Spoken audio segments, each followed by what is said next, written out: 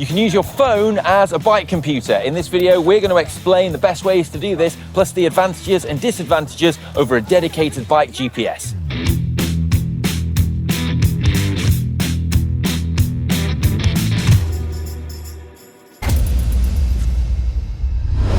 Using your phone as a bike computer is great because it can save you money and it's super convenient.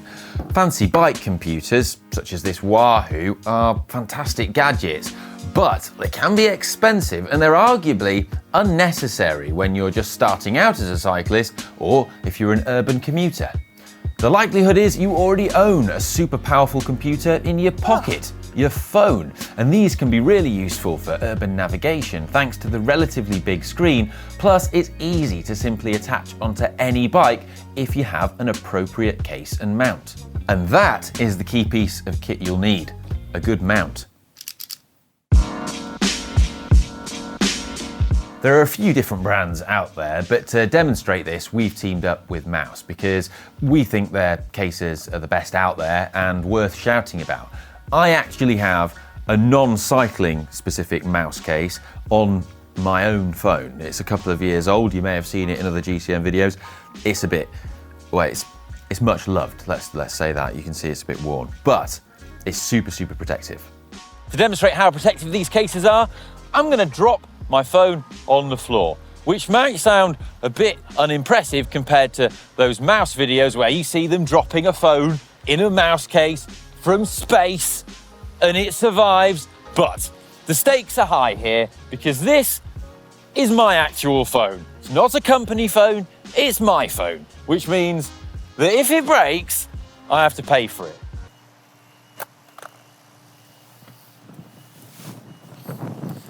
And it survived.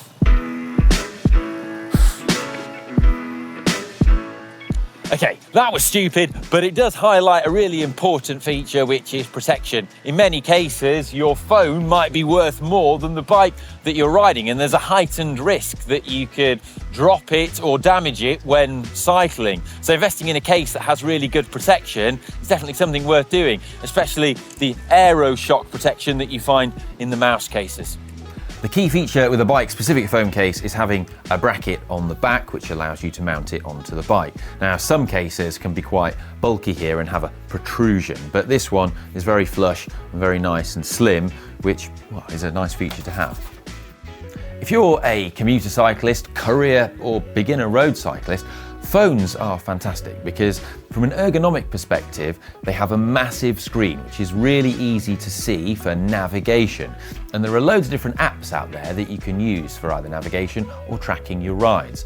Basic things such as Google Maps can be really useful, but there are more cycling specific things such as Strava, which is my favorite because it allows you to track your rides, plan routes, and also look at various ride stats as you go.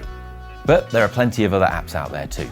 Another feature people find useful is on a phone, you can see notifications and messages appearing on your screen as you ride. Not everyone will want this, and you can obviously customize your phone to turn off those notifications, but some people, this is something that they need to be able to see, and phones are generally superior at doing this than a bike computer.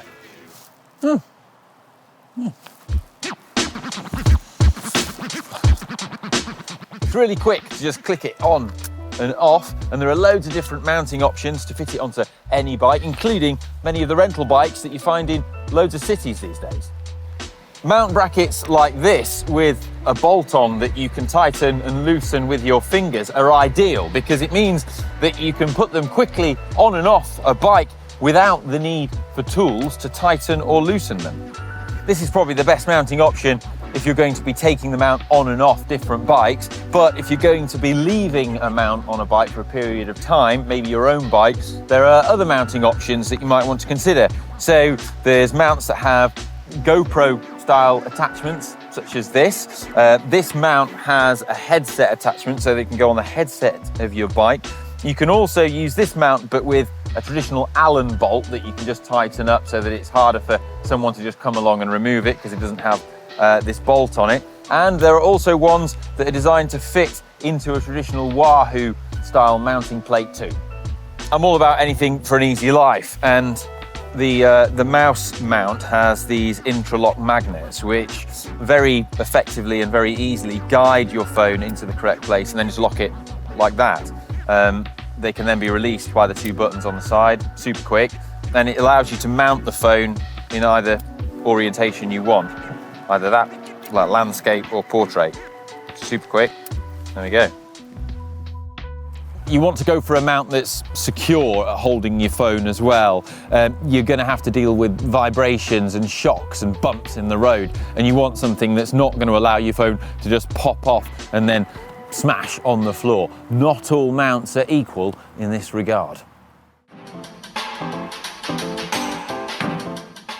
While phones are great, it is important to point out their limitations and the advantages of a bike computer. So bike computers like this Wahoo are typically smaller, a bit lighter, a little bit more aerodynamic and arguably a little bit more neater on your handlebars, and typically more waterproof too, which can be important if it starts raining or if you just live in England. The battery will likely last considerably longer too. With your phone screen on, it can drain the battery pretty fast, whereas this is designed for in the region of 17 hours continuous use. For shorter rides or commuting, it's not likely to be a problem. It's just something to bear in mind.